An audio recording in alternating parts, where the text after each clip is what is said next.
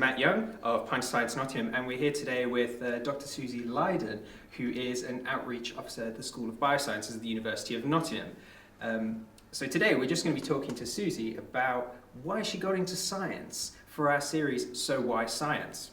So we'll get right into it and ask you straight off, Susie, how did you get interested in science when you were younger?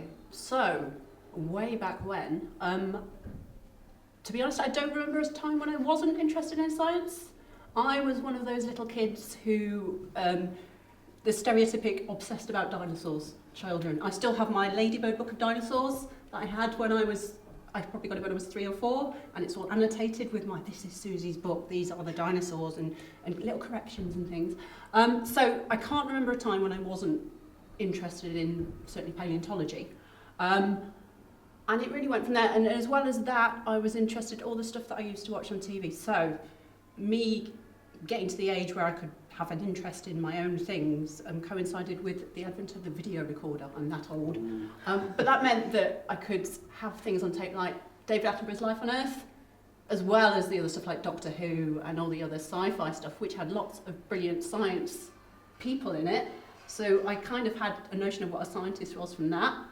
I knew areas of science I was interested in because I thought fossils were amazing. So that sort of set me off from very, very early thinking about those things. But I didn't think them in terms of I wanted a job in that area. It was more just that's cool stuff, if that makes sense. So it captivated your interest? Yeah, the whole, it was idea of it. Yeah, it was a fascination in all those things, how the earth works, rather than thinking, oh, that would be a cool job. Yeah. If that makes sense. So it sounds like you had quite a broad interest in just the whole field of discovery, really. Yeah. But it doesn't sound like you, maybe as a younger girl, had many preconceptions of what a scientist was, or did you? I don't think I did, because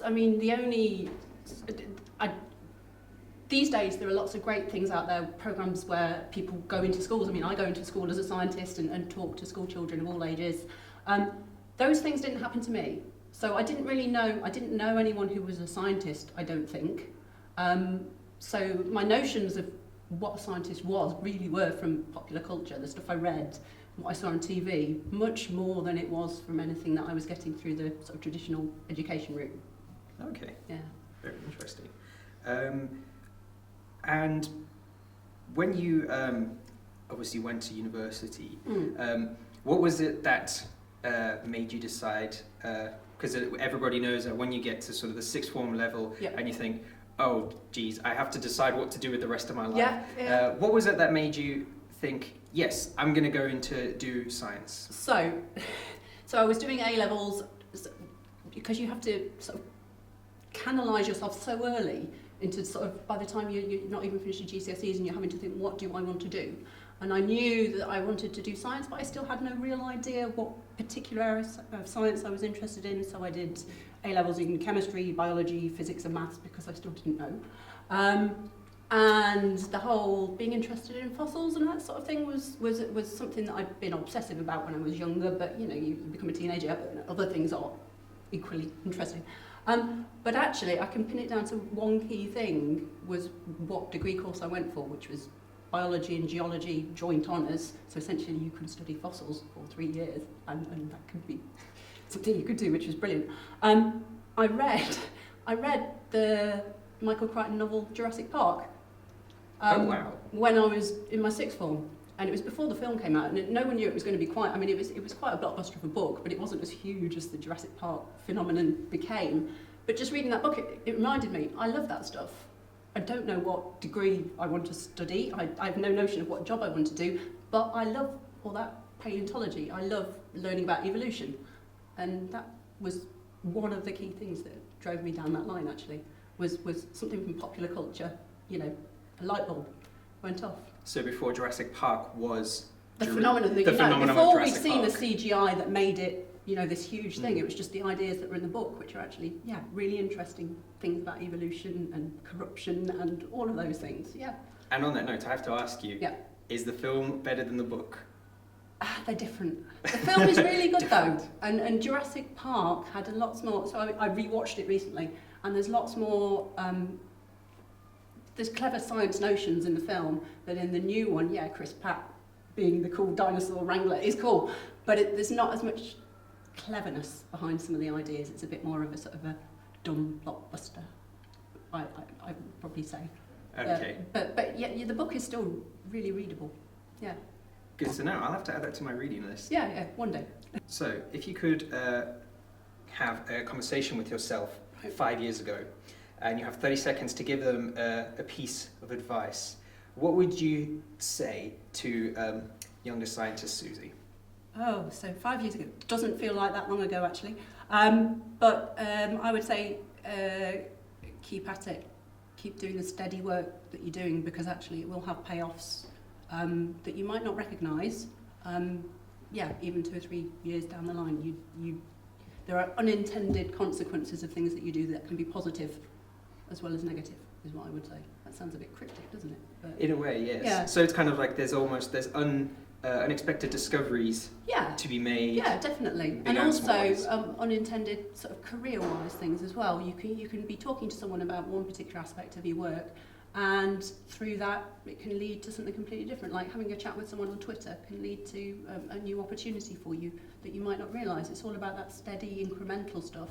People say, oh, it's big things that change your career or whatever. Sometimes it's just the steady, incremental, sticking with it. And even when you're really frustrated with something, seeing it to the end and getting it out there, and sort of publications, that kind of thing as well. Yeah.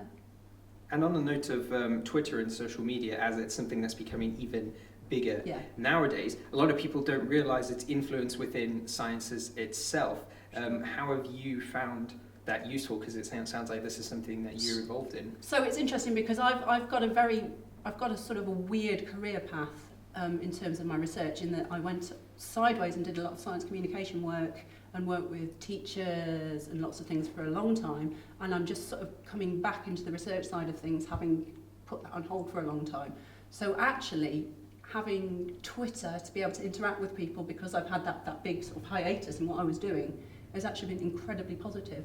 And being able to just see what people are up to and sort of reintegrating. to keep you in the loop as such. Yeah, totally. And sort of tentatively go back into that loop.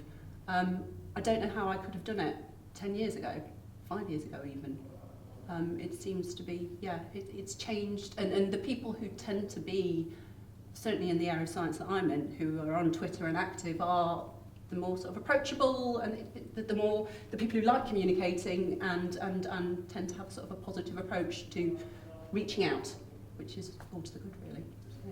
And do you think that the social media, the use of social media in science is going to be really helpful towards interdisciplinary work? Because that's something that seems to be very important. There's more scientists from different areas working together nowadays. Yeah, certainly. And so, I mean, the research environment that I've been working in for the last 6 or 7 years is an interdisciplinary environment. And that can work on the whole social media and interacting on that sort of social network sort of level. But actually, what we found is that there is no substitute for actually putting people from different disciplines actually in the same building and actually making them drink their coffee next to each other every day. And if you want lasting interdisciplinary interaction, you actually have to put those people in the same place and get them to actually, I've just had an idea, can I run it by you? And yes, you can do that over Twitter, you can do that, via email, but actually having people in the same place for that interdisciplinary work is really, really powerful and works really well. That's what we've found anyway. So keep doing it on lots of different fronts, whether it's virtual contact or real contact. So do it wherever you can. Yeah, keep totally. up the contact. Yeah. Excellent. So going back to the lab and your lab and what you do, how would you describe your day-to-day life in the lab? So at the moment, I'm not back in the lab yet. The research that I'm doing, so I'm interested in fossil plants, what we can say about the history of plant life, what we can say about the history of ecosystems by looking at fossil evidence that we have there.